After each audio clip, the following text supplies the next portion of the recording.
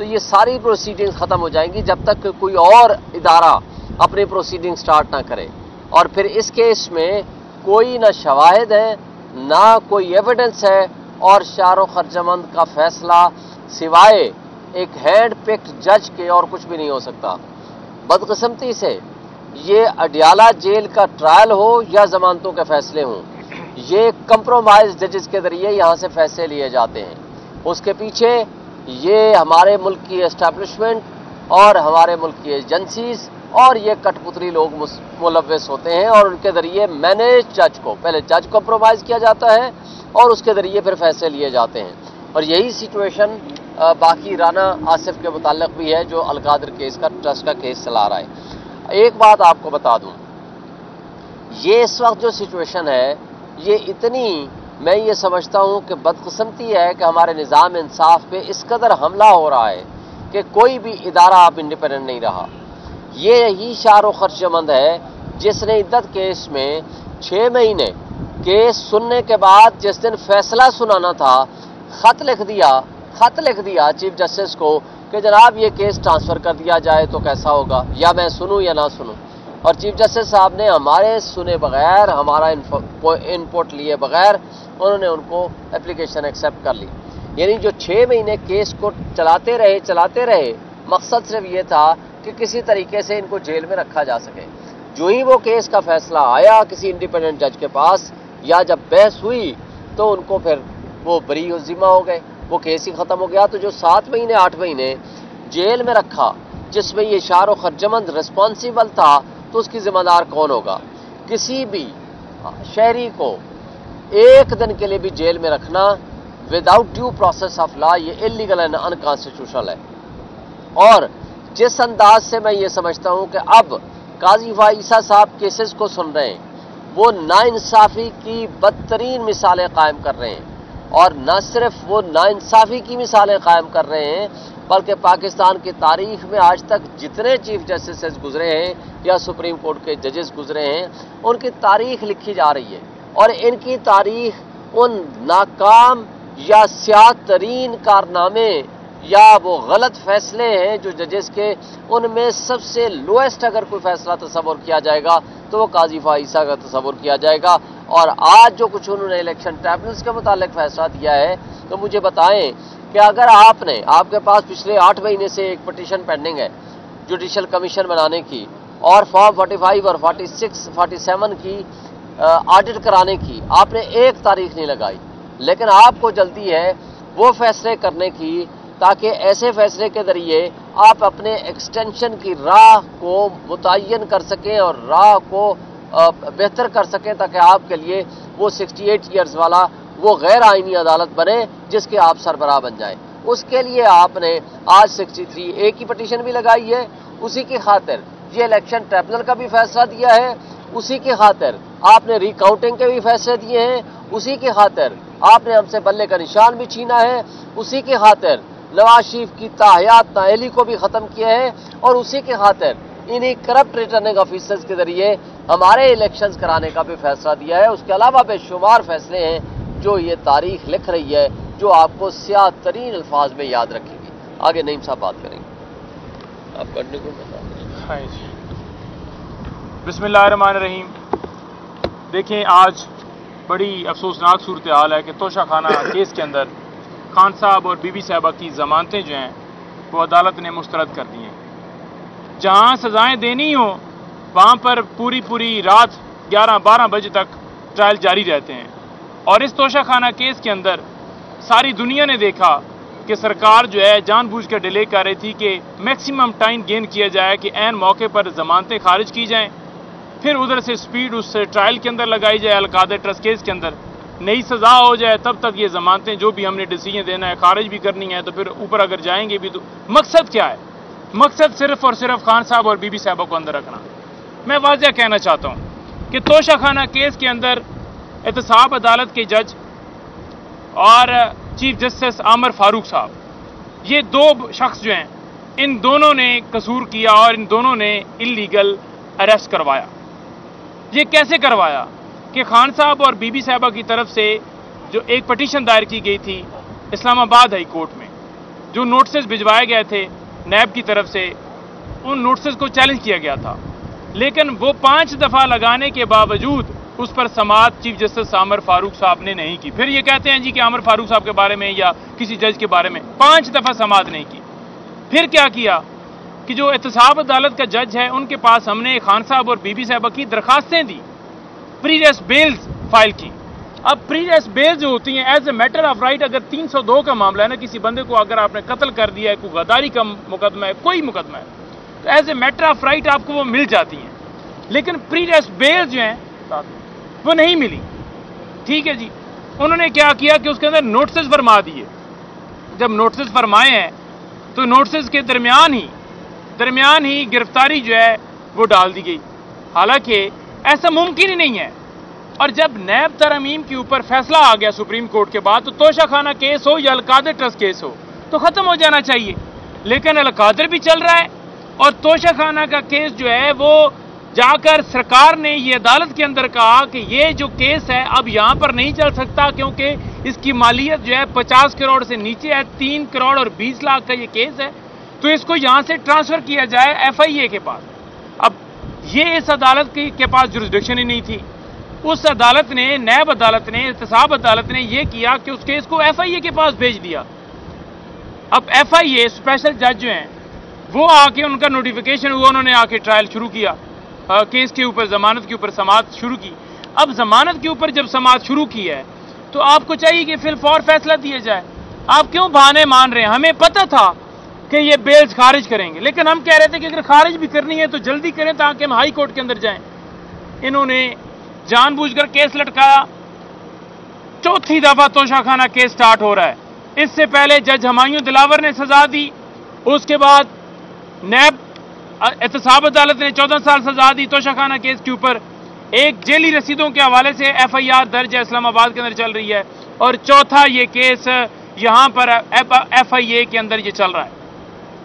کہیں پر بھی اگر کوئی کیس سٹارٹ ہوتا ہے نا، کوئی ڈپارٹمنٹ کرتا ہے، FIA کرتا ہے، نیب کرتا ہے یا کوئی کرتا ہے، وہ اپنی ایک انکوائری شروع کرتا ہے، اپنا ایک کیس بلڈ کرتا ہے، نوٹسز کرتا ہے یا اس کے اوپر پوری وہ کاروائی کرتا ہے۔ لیکن یہاں پر کیا ہے؟ یہاں پر ڈائریکٹلی نیب نے کہا جی اب FIA کرے گا، حالانکہ قانون کے اندر یہ ممانعت ہے، یہ پاسبل ہی نہیں ہے۔ اور قانون کے اندر یہ بھی ہے آپ نے ایک جرم کے اوپر ایک دفعہ سزا دے سکتے ہیں، ٹرائل چلا سکتے ہیں، ایک بھی جرم تو ہوا نہیں ہے، لیکن یہاں پر کیا ہے کہ 4تھی دفعہ سٹارٹ ہے، تو کھلے عام قانون اور آئین کی دھجیاں اڑائی جا رہی ہیں۔ مقصد کیا ہے؟ مقصد یہ ہے کہ بشرا بی بی صاحبہ جو ہیں، خان صاحب جو ہیں وہ ٹوٹیں، کیونکہ اب آپ دیکھیں کہ 9 مئی کے کیسز آج لاہور میں لگے ہوئے ہیں۔ ضمانتیں ڈیسائیڈ کیوں نہیں کی جا رہی ہیں؟ آپ درخواستیں آپ ڈیسائیڈ تو کریں، اگر آپ نے خارج ہی کرنی ہے تو کر دیں، لیکن لیٹ کرنا، 6 مہینے لیٹ کرنا، سال کرنا اور سال کے بعد کہہ دینا جی خارج ہو گئی ہے، مقصد یہ ہے کہ وہ باہر نہ آئے۔ اور بی بی صاحبہ کی بیل خارج کرنے کا مقصد یہ ہے کہ ان کو، بی بی صاحبہ کو مینٹلی ٹارچر کیا جائے، خان صاحب کو مینٹلی ٹارچر کیا جائے، کیونکہ پورے انہوں نے ہتھ کنڈے اپنائے۔ خان صاحب کے اوپر 250 کیسز بنائے، پارٹی کے اوپر کیسز بنائے، پارٹی کے اوپر کریک ڈاؤن کیا، نشان لیا، الیکشن میں ڈاکہ ڈالا، 9 مئی کا ملبہ ہمارے اوپر ڈالا، سارا کچھ کیا۔ انہوں نے دیکھا کہ وہ ٹوٹ نہیں رہے، تو لہٰذا اب ان کی اہلیہ کو سزائیں دے کر ان کو اندر رکھ کے ان کو ٹارچر کر کے کسی نہ کسی طریقے سے ان کو توڑا جا سکے۔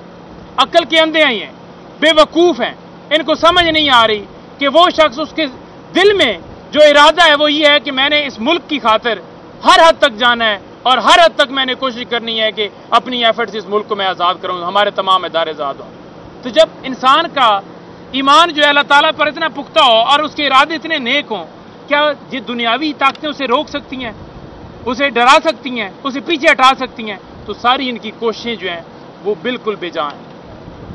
آج میں یہ شعیب شہین صاحب کھڑے تھے، میں کھڑا رہا ہوں، سلمان اکرم راجہ صاحب سینئر ایڈوکیٹ ہیں سپریم کورٹ کے، شعیب شہین صاحب سینئر ایڈوکیٹ ہیں سپریم کورٹ کے، ہمیں آج سماعت کے اندر ہائی کورٹ کے حکم کے باوجود اندر جانے نہیں دیا گیا۔ 10:30 سے میں آیا کھڑا ہوں، کہا گیا جی اوپر سے حکم آتا ہے جی ہم آپ کو بھیجتے ہیں۔ ہائی کورٹ کے حکم کی وائلیشن کی گئی ہے، کمیشن جو ہے ہائی کورٹ نے اپوائنٹ کیا ہے اس وجہ سے کہ آپ نے جا کر ان کو جو ہرڈلز ہوتی ہیں اس کو سموتھ کروانا ہے۔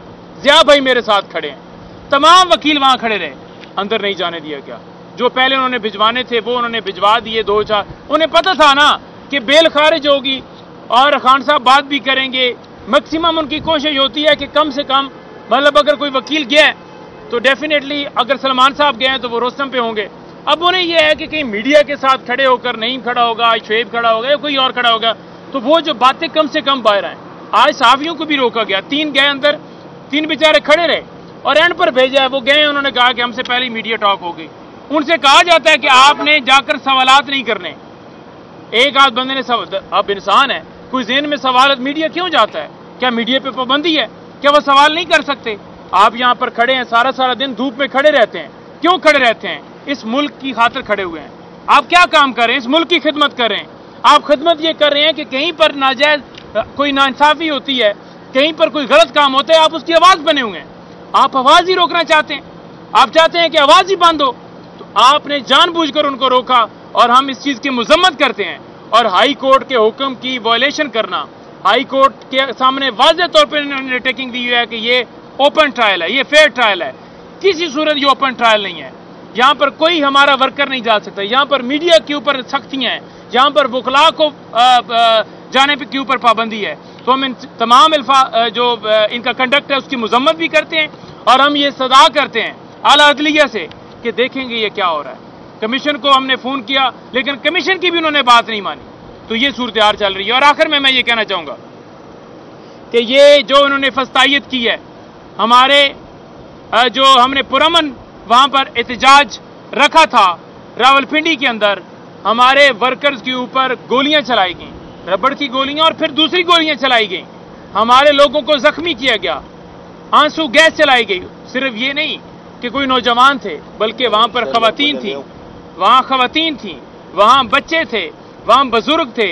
एक बूढ़ी खातून जिसे 70 साल से ज़्यादा उसकी उम्र है, उसके ऊपर दहशतगर्दी का मुकदमा बना दिया है और सैकड़ों हमारे कारकुनान पकड़े गए। 500 से ज़्यादा लोग जो हैं उनके ऊपर जो है वो FIR दे दी है। मामला ये है कि वो आवाज़ उठा रहे हैं कि हमारी अदलिया आज़ाद हो, वो कह रहे हैं कि मुल्क के अंदर कानून और आइन की बालादस्ती हो। ये मरियम, शहबाज, नवाज, ये वज़ीर दाखिला, ये सारे रियासती मशीनरी इस्तेमाल करते हुए अपने पॉलिटिकल गेन हासिल करें।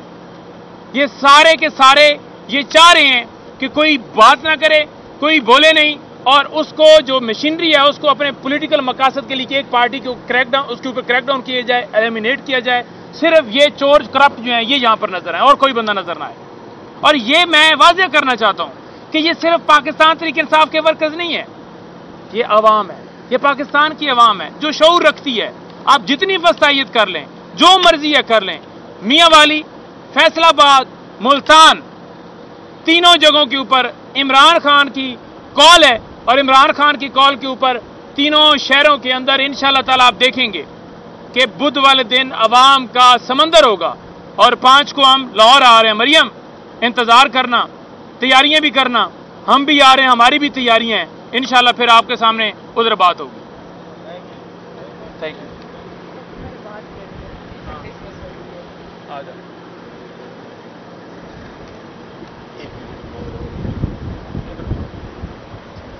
बिस्मिल्लाहिर्रहमानिर्रहीम।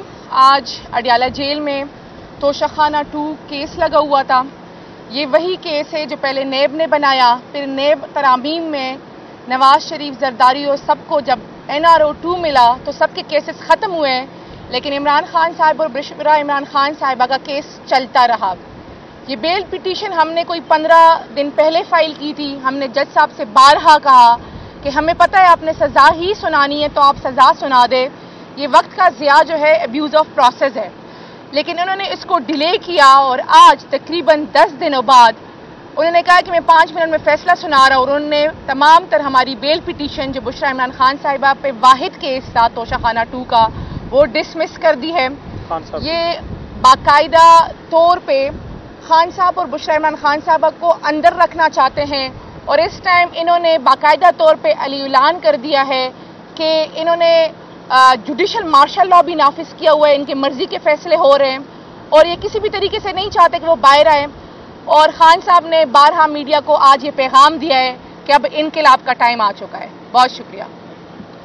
लेकिन जी एक चीज़ थोड़ी सी आपको ज़रा बतानी है कि कल हमने یا ہمارے ساتھیوں نے یا خان صاحب کی بہنوں نے جو شیل اور گولیاں کھائی ہیں نا، وہ آپ کو دکھانی تھی۔ یہ وہ شیل ہیں جو میں نے کل اپنے ہاتھوں سے ڈیفیوز کیے، میرے قدموں میں آ کے گرے، جو مجھے مارے گئے، جو ہمارے لوگوں کو مارے گئے۔ اس چیز کا بتانا تھا کہ آپ دیکھیں کہ یہ شیل ہیں اور اس طرح کی فسطائیت کل ہم پہ کی گئی۔ Thank you.